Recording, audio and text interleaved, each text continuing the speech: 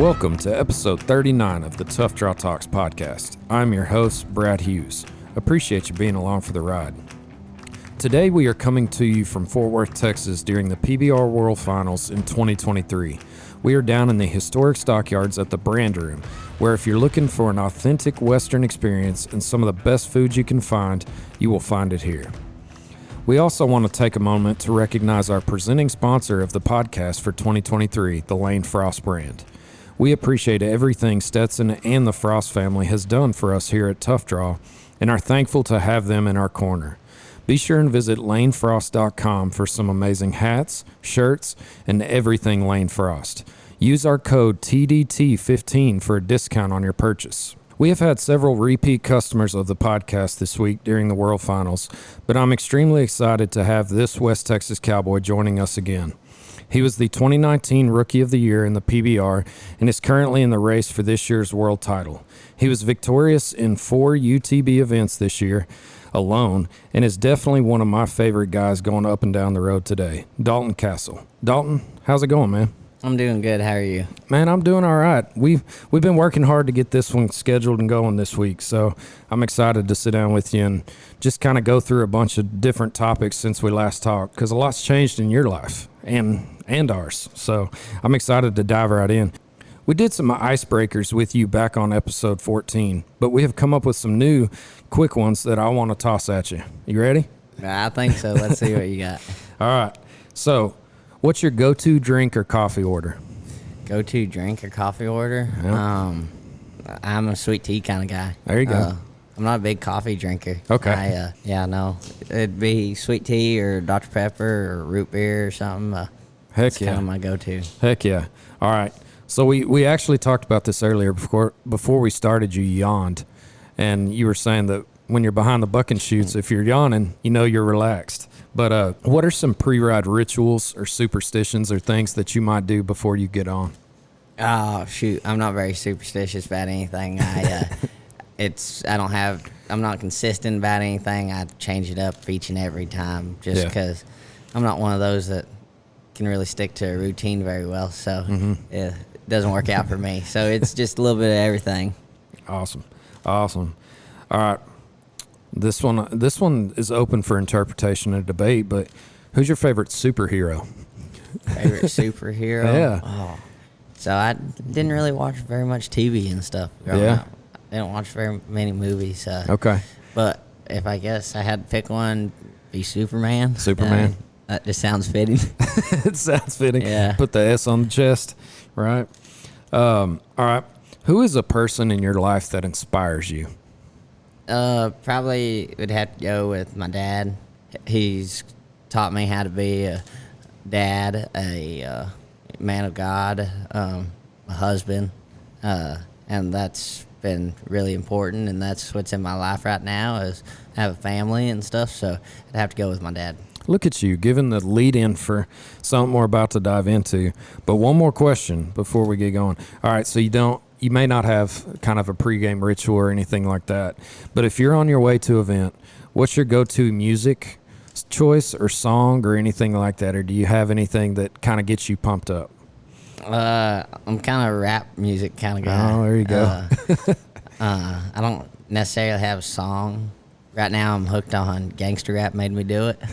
So, that's kind of right now where I'm at. But, rap music probably. Heck yeah. So you just, look at you on a podcast kind of tipping the scales and leaning us into our next topic. But biggest thing, so since our last visit, and you just kind of alluded to it, you've become a dad and a husband all since the last time we sat down. So talk to me a little bit about in your life, like you alluded to how important your dad has been for you in that kind of role and with this new path. But what does it mean to you to be a father and a husband? Oh, it's, I didn't realize with being a father that you could love something so much until my little girl was here.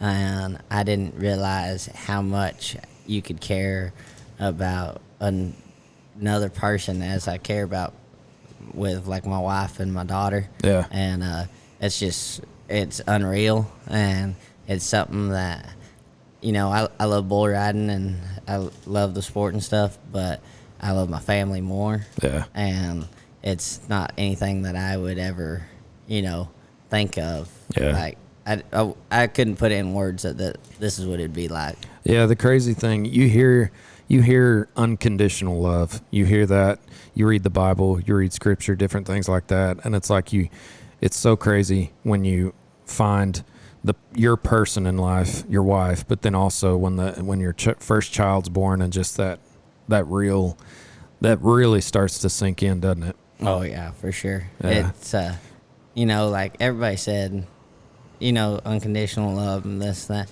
and I didn't really get that full understanding until I did have my daughter. Yeah.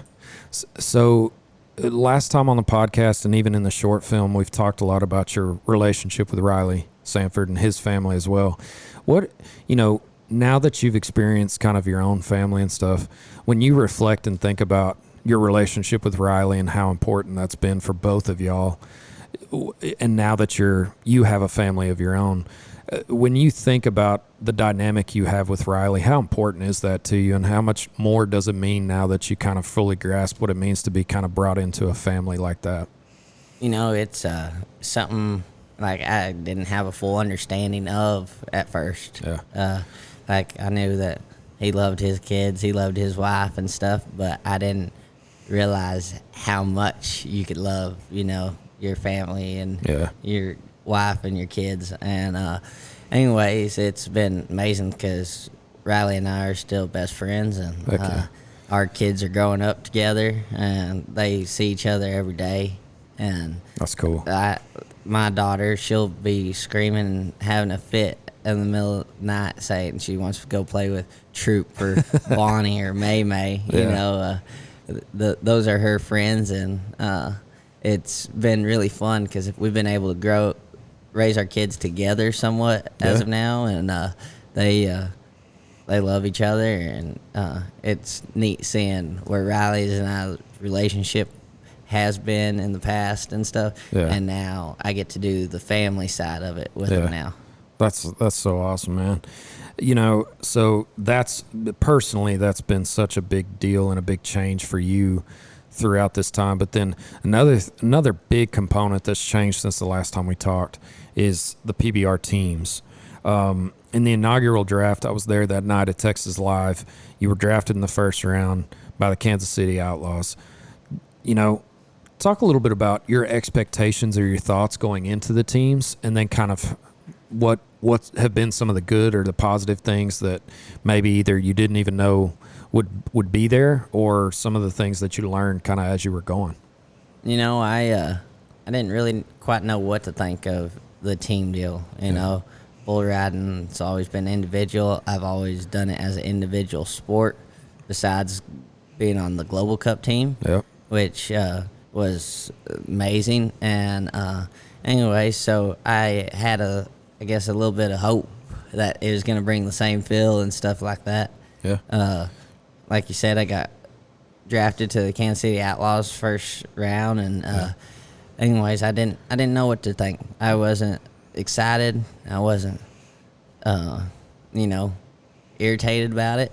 Kind of just ready to go to work. I just kind of was in it and ready to see what the PBR teams had to offer, and I didn't really know what to go. I was going in blind, and we were just rocking and rolling with it. I mean, everybody was kind of at that. And like, you were one of those guys that at least had been a part of a Global Cup team, so you had gotten to compete in that format before. But when, once it did get started, just the team dynamic in general, like, drafted to the Outlaws, competing there in Cheyenne at one of the first events and stuff like that. How did that feel, and what did that look like for y'all? What did you think about it just right off the bat once you got going? It was one of those things. We started out, we went to Bismarck for called it a preseason deal, and anyways, I was like, dang, this was actually pretty fun. And then we were going to Cheyenne, and we had a shuttle bus and stuff, and we all rode together, and we I was like, "Dadgum, I can get used to this." Usually, I'm in an Uber on the way to the event, or we're stacked 6 people deep in a 4-person car trying to get to the event. And anyways, rolling into Cheyenne, I was pumped and stuff, and I was like, maybe this is gonna be all right. Yeah. No, I mean, it's a new thing, and I've been one that has always been excited about at least seeing the prospects of where this could go, because again, with my feelings, with the sport itself, like I do believe that it can be one of those major American sports because it is so exciting and it does draw such a diverse audience and fan base. Thinking about just the dynamics of a city or a team, like being in Kansas City or like doing a home event, different things like that. What were you kind of noticing with the fan base and how, how that played out during the teams? Did you feel like the fan base was a little different and it felt more like localized, or what did you notice? Oh yeah, so like Cheyenne was the first event that we went to. And then I believe it was either Anaheim or we went to the home state, Kansas City. Yeah. And anyways, I remember at Kansas City, we got there and they were doing intros and stuff, and all the fans were booing for the opposing teams. and it was a pretty eerie feeling, and it felt awesome that you realized that that fan base had their home teams back. Yeah. And it was a feeling that, you don't get in the individual season. You get people that are, fans of certain people, X, Y, and Z. But they don't necessarily boo against other people. They're not going to be booing against somebody else, Yeah. And so absolutely. It was pretty neat. And it was kind of also one of those things like, dang, what's going to happen whenever we go to some other place? Like, are we going to get booed or... Did you? Maybe. Yeah, I think so. I think when we went to Missouri to, not Kansas that big City, outdoor Missouri, but arena thing. Yeah, when we went to Missouri Thunders. Yeah. Over there, I think we ended up getting booed because, 2 Missouri teams going head and head. Yeah. No, that's cool. That's cool. So, the teams got kicked off. You were with the Outlaws. During the season, you got traded. It's funny because I know you're good buddies with Mason, and I was talking to Mason about how he's been such a part. He's been a part of 2 of the biggest trades. The only other one that was real big was you, when you got traded for a first-round pick and went to Austin. Now, I know back at that time, Justin Falisco had put out some articles and stuff kind of about how all that kind of went down, but can you talk to us a little bit just about the trade, and then what ended up happening, what your mindset was kind of going through that? Because I know, I commend you a lot, because everything that I read and talked to people and Justin, and I even visited with you about it, like what you did was definitely the right thing. Like you gave a team a heads up. You told them, this is what I would like to be making moving forward, but that I'll write out for you and stuff like that. But if you would just kind of step us through those dynamics and how, with it being such a new thing, what was kind of going through your mind? Yeah, so it was one of those deals. I was very thankful being with Kansas City Outlaws, and I enjoyed being on their team and stuff. But we could just never agree on a contract. Yeah. And that's no secret to anybody. It's something that I've shared and anybody will say. And we couldn't really agree on a contract and stuff. And so for their best interest and my best interest was just go ahead and, releasing me and trading with Austin Gamblers. Yep. And it was something that worked good for both sides. Absolutely. They got something out of it, and I got something out of it. And if they would have waited, and I became a free agent, then they wouldn't have gotten anything out of it, and I'd be the only one benefiting. Yeah. And so I think it was a really smart call on both sides that, if we just do this now, then we can both benefit, and we're just going to try to make each other stronger. And absolutely, even if you are our competitor, that's one thing about bull riding. Everybody's pushing for the next person to be better, and so I think that's what's cool about the PBR teams is, yeah, you might be, you think you're getting the better deal, but it's also helping the other team get a better deal, and it just makes y'all stronger competitors against each other and makes it a lot more interesting when it comes time to playing head-to-head. Absolutely. No, the way you're describing is exactly right. Like in other major American sports, that's not necessarily the case. That's like deals aren't kind of agreed to amicably about like, hey, we're not going to reach an agreement. I'll ride for y'all the rest of the year, but you kind of have this, you're risking that you're going to lose me for nothing. And I'm willing right now to communicate with you that, since we're not reaching an agreement, it was really smart on your part. And I think it was very admirable for like you're saying, for all parties, And so, you just alluded to this about kind of the dynamic of wanting to make each other better and how bull riding is when it comes to, you're not necessarily cheering against other people. It's more of just, you want everyone to succeed because it is such a dangerous sport. My next topic was actually about the individualism of bull riding versus the team thing. And I think you're kind of already alluding to it a little bit, but like, is the mentality when you're on a team still the same? Do you focus on like, I have to do my job, versus it feeling completely different? I think some people do and some people don't. I personally, look at it the same in the sense of I have to ride my bull to, like get a score, which in the long run is going to help the team. Yeah. But it all boils down to you still have to do your job and dance with your partner, which is the bull, and and then all the numbers will just play in factor, and everything will lay in place how it needs to be. Yeah. But really, it's the same concept, one guy versus bull against another guy versus bull, and best man win. But this time, you have 5 people that you're doing it with, and they all have the same mentality. And sometimes, it's like, dang, I bucked off my bull, and our team lost because I bucked off. Yeah. And so the next day you go and you ride your bull, and let's say your whole team bucks off. It's one of those you can still keep your confidence because your job was to ride your bull. Yeah. And so you rode your bull and did your job.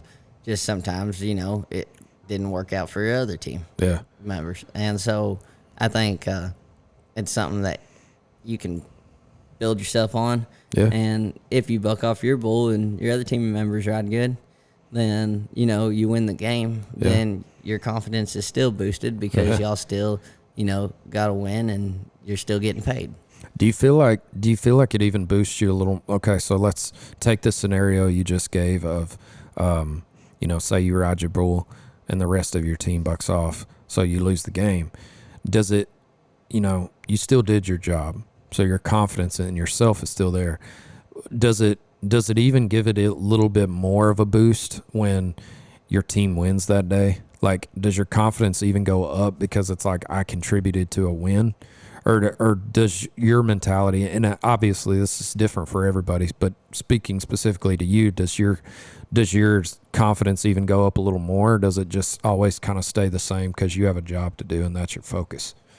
I think it's one of those that it's always going to go up a little bit more when you win, because I like winning, and winning against your bull is a great accomplishment. But then when your team wins because you won on your bull, then there you go. That's just like you won twice right there one time. And so I think it helps build your confidence a little bit more in that sense. So speaking of confidence, you mentioned, the trade that happened and that it was good for all parties. What does your confidence feel like when you and Jose on the Austin Gamblers are basically battling it out for who can get a higher 90-point ride? Like, what does that do for you, being in the same locker room with him and a guy like Michael Gaffney, who's your coach, and, some of the other guys on your team, some of the younger guys, Austin Richardson, Zeke, guys like that. What does that do to your mentality and your confidence, especially being right there at the same tier with Jose?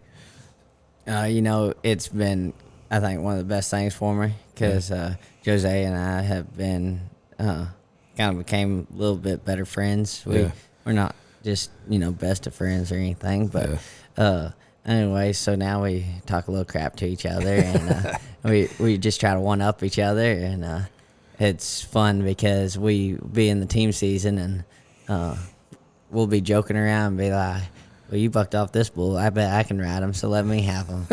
And he's like, well, you didn't ride this one either. And so it's kind of just a fun, competitive deal. And I think it makes the Austin Gamblers such a good team because we are both competitors, and we're both trying to outdo each other as if it was an individual deal. And I think that just builds us up as a team because you have a couple of the best guys in the world that are, still competing against each other, but they're on the same team. Yeah, no, absolutely. That's one of those things when I thought about the dynamics when you got traded. That was one of the coolest dynamics that I was excited to watch happen was kind of you and Jose of like who would get that champion round bull, and who, and all that. And so that's really cool to think about. What has the mentorship from Michael Gaffney and kind of the coaching?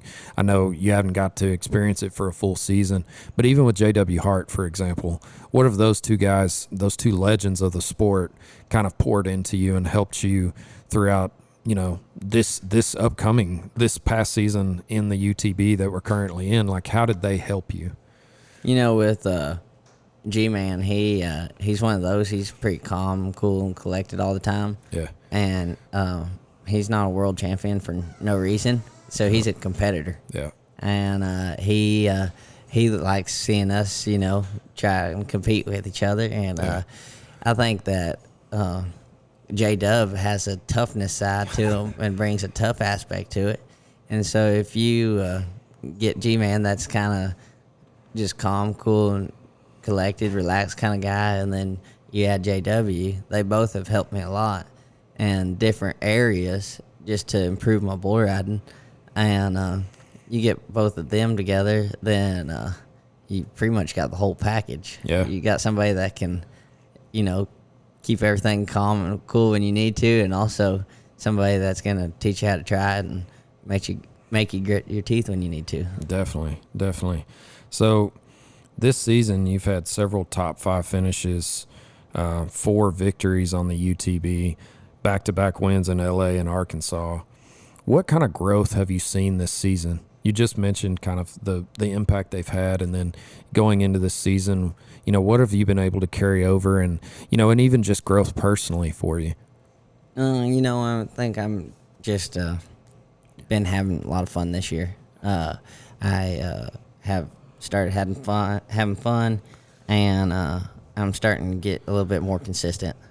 I'm not just so one-sided, bulls in my hand, or bulls away from my hand. It doesn't matter to me which way they're going. Yeah. I'm trying the same, and I don't know. I think it's just being on more bulls and more of the same of the higher caliber bulls that I'm just getting a better feel for everything.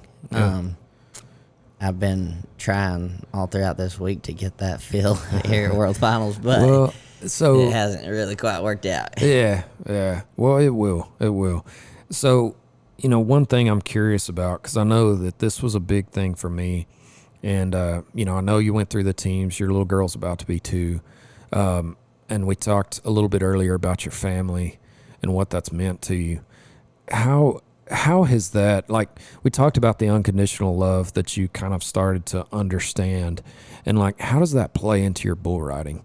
Does it actually help you to know that there's something more important to you than necessarily putting your hand in a bull rope, like that you have that to kind of fall back to? And how does that help you in a season when it comes to like pressure and different things like that? Yeah, a lot of my success, if not all my success, I'd like it's my family. Yeah. Because, you know, like you were saying, there's something there still. It's one of those, if I buck off and stuff, it's like, okay, well, that's all right. And I'm not worried about it as much because, you know what, I get to go see my wife. I get to go see my daughter. Yeah. You know, everything's okay. Yeah. And I think it's helped keep my head straight in that sense and not getting too high or too low because before I buck off and I'd dwell on it and then I'd be irritated and, you know, I didn't really have a reason besides bull riding, like to live for almost, or, you know, I didn't have anything to go back to. Yep. And now I'm just thankful that each time that get out safely, I get to go back to my family and see my family, and I'm healthy, and I get to spend time with my family throughout the week. And then next thing you know, I forgot about everything that happened because I'm chasing Willow around or, you know, doing my honeydews. Yep. And then go bull riding and don't think about it and just go back and do what I know how and do my job. Yeah. No, and that's one of those things, like, you know, you and I talked. I know we talked a long time ago. I think you were laid up with your shoulder injury, and we had talked a little bit about when you just had your little girl and stuff like that. And you know, it changes your life. You know, it changes your perspective, which is sometimes a great thing for some people, depending on what they do. So you mentioned, you know, getting on ranker stuff and being consistent, and I got to get you to weigh in here. The Bull of the Year race is coming down to Legend and Solo, riding solo, Blake Sharps and Cord McCoys. You've been on both of them. You've been successful on Legend, right? Just Legend. Just Legend. Okay. And I know last time we had you on, I think you had just gotten on Solo. You made him look real good with a 47 bull score. But what is it about those two bulls, since you've been on both of them and you've actually felt them like a lot more than most people? Because I know with Solo, you've at least taken him more than 4 or 5 seconds, which a lot of people don't. And with Legend, you've actually made the whistle.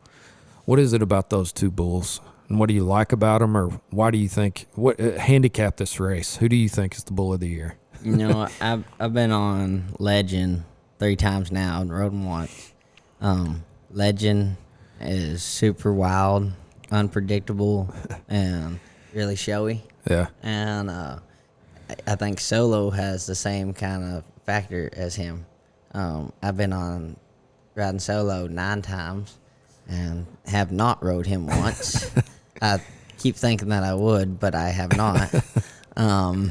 Maybe I will eventually, but that has not been the case yet.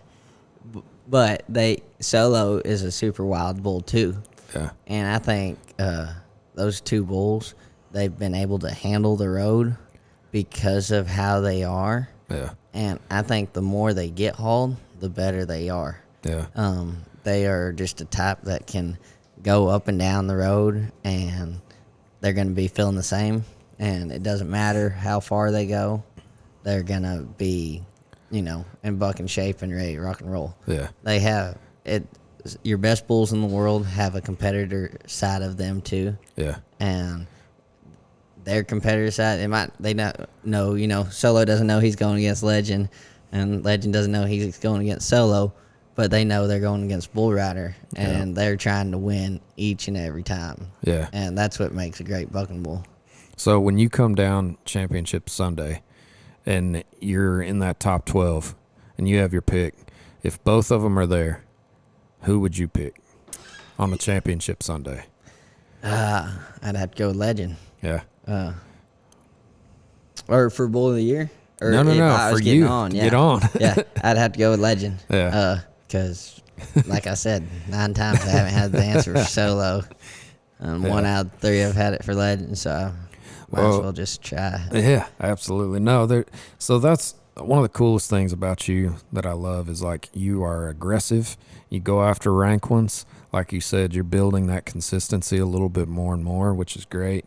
But, you know, let's talk about this year's World Finals. So, it's coming to a close. It's tight race. I had Mason on. Mason talked a little bit about that you're riding on one wheel, basically. Yeah. Is that true? Yeah, so I tore my PCL and my MCL a month or two ago. Yeah.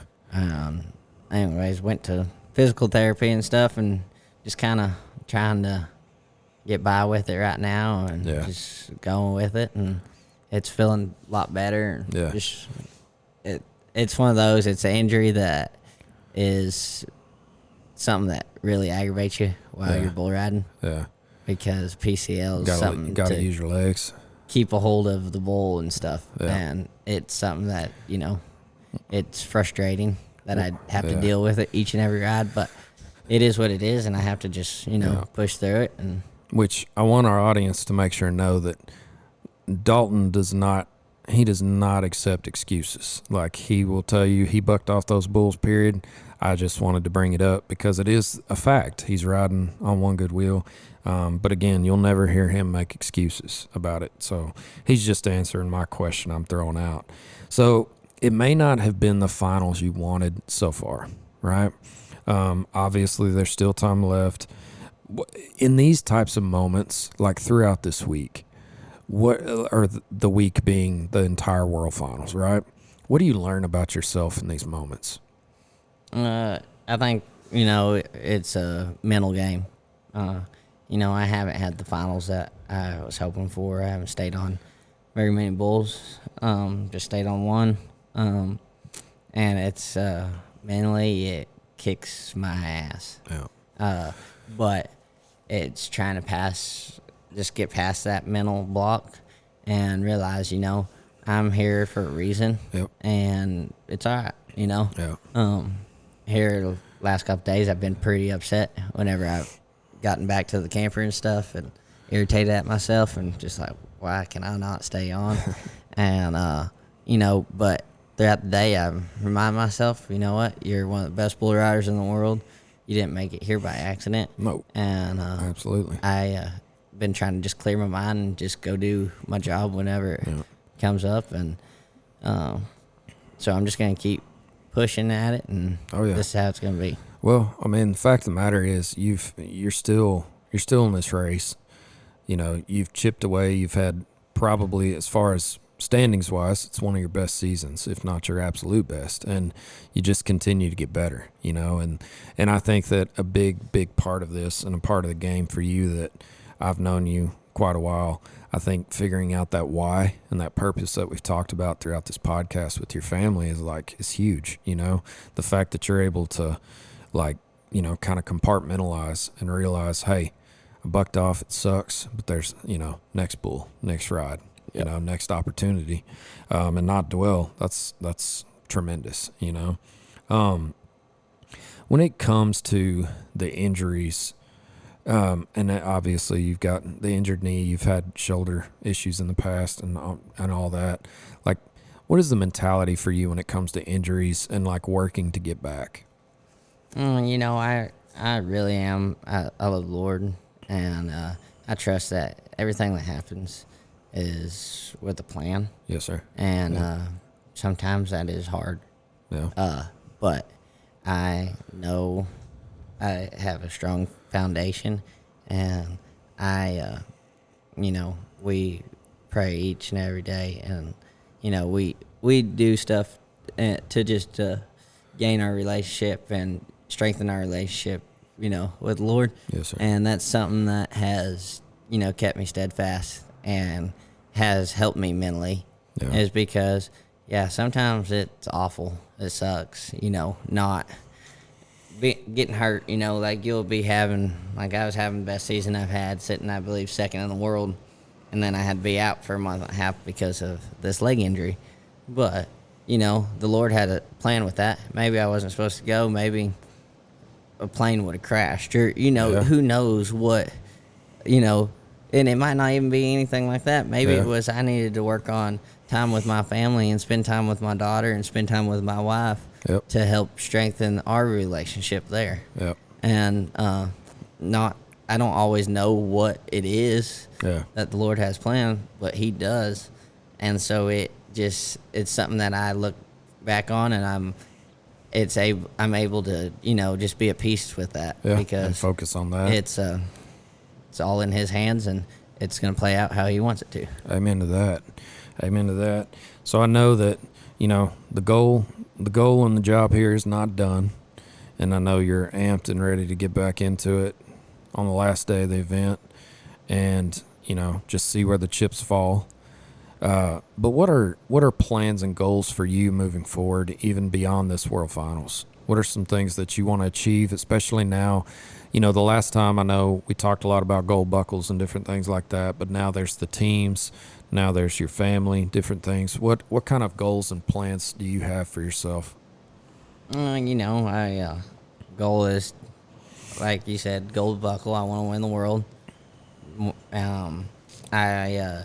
I've really gotten into bucking bulls and stuff, and I just got a place, and I'm ready to be kicking off with that on all cylinders. And it's I'm trying to just not so much a retirement plan, but something that I can, just after set bull yourself riding, up. that I'm not all about bull riding, and then I have to retire, and I'm like, now what do I do with my life? No, that's smart. I'm one of those. I want to be the best that I can be, and so I know my bull riding hasn't been just an overnight deal, and so I'm working on my stuff afterwards right now. So you go through the growing pains, and maybe I can get the growing pains out of the way by the time that I retire. Yeah. And so that's something solidified when you get done. Yeah, and so, I just look and trying to figure out what's best for my family and myself, and that's kind of where I'm at right now. That's awesome, man. Well, we got quite a few fan questions, so we're going to go ahead and jump into those if you're good with that, man. Let's do it. All right. Okay, so your quest for greatness. I know you talked about your dad, but we'll give a different answer. This question's from Blake Cody. It says, your quest for greatness, who is someone you look up to? And I know you've talked about your dad. We talked a little bit about Riley, but maybe give us somebody that the audience hadn't heard yet that you look up to. Like with me wanting to do bucking bulls, it's hard not to look up to HD.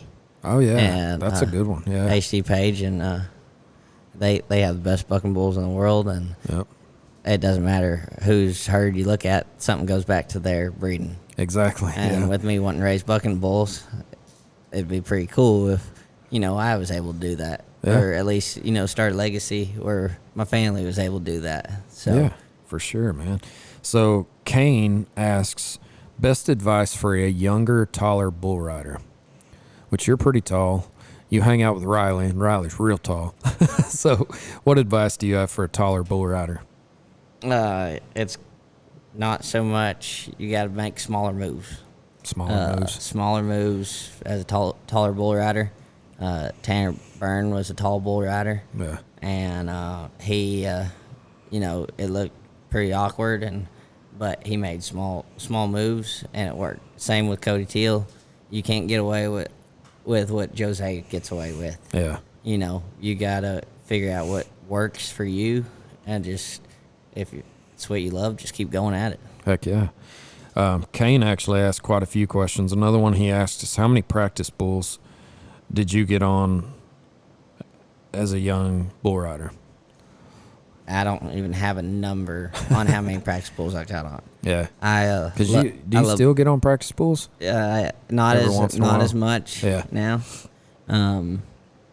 After this here World Finals, I'm going to be getting on some practice bulls, but not as much as I used to. Yeah. But I used to get on probably 6-7 bulls a week. Yeah. Easy. All right. Kane asked also, what is your mental strategy outside of the arena? I'm one of those, I try not to think about, if I bucked off.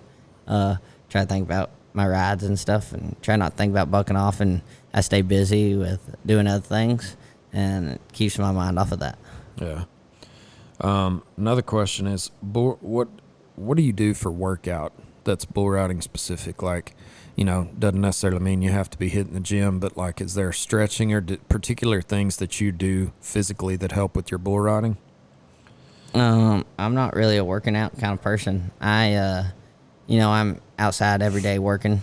I am constantly, helping with bucking bulls. Yep. And I think being around bulls and engulfing yourself in it helps you, with just kind of learning how they move and just different things like that. But I just stay busy. I ride horses. I rope. I do everything, I can do, horseback or footback, whatever. And I'm not a working out type.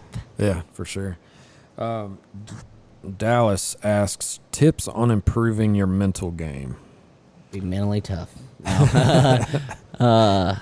Make the decision, you're tough. Yeah. Tell yourself you can. I think just not overthinking things. Yeah. I think that's the main thing. Yeah. Bull riding's very mental. Don't overthink things. So Riley asks, and this isn't Riley Sanford, but it says, if he wasn't riding bulls, what would he be doing? I'd be a stock contractor. I'd be raising calves for charities and hopefully big bulls, and I'd be a stock contractor. Heck yeah. Terry asks, do you ever come back home to Muleshoe? I come every now and then to see my parents and let my daughter see my family, and she likes her lolly and pops quite a bit, so we see them every now and then, but not very often. Yeah. West Texas boy. Dalton, man, it's been great having you on the podcast again. Is there anything you'd like to say to your fans and fans of the sport of bull riding in general?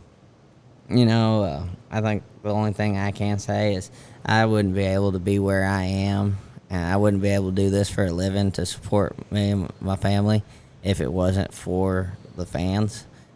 They're the ones that pay the bills. They're the ones that spend their hard work. They work hard each and every week to get a check, and they spend their hard work money to go to bull ridings and spend money on tickets to come watch us, which is what brings money to our pockets. Yeah. And if it wasn't for them, none of this would be possible, and I wouldn't be able to be sitting here right now and having this conversation. Absolutely. We wouldn't have an audience. No, exactly. Yeah, no, absolutely. And again, thank you so much for being here. And again, thank y'all for listening and the Lane Frost brand for sponsoring these podcasts for 2023. Without that support and y'all, we couldn't do what we love. Make sure and go to lanefrost.com for merch and all things Lane Frost, along with all of their social platforms. And remember to use the code TDT15 to save 15% on your orders. Also, shout out and thank you again to Don Stubbs in the brand room for allowing us to set up this entire PBR World Finals week. Dalton, what are your social handles and where can people follow along with what all you have going on, man? All lowercase Dalton Kasel. And that's Kasel. And that is correct. DaltonKasel. There you go. Absolutely. I bet you can find me. Absolutely. And also follow along with us on social media at Tough Draw and at Tough Draw Talks for more episodes of our podcast as we continue to bring y'all closer to the rodeo community. Until next time, everyone, enjoy the ride.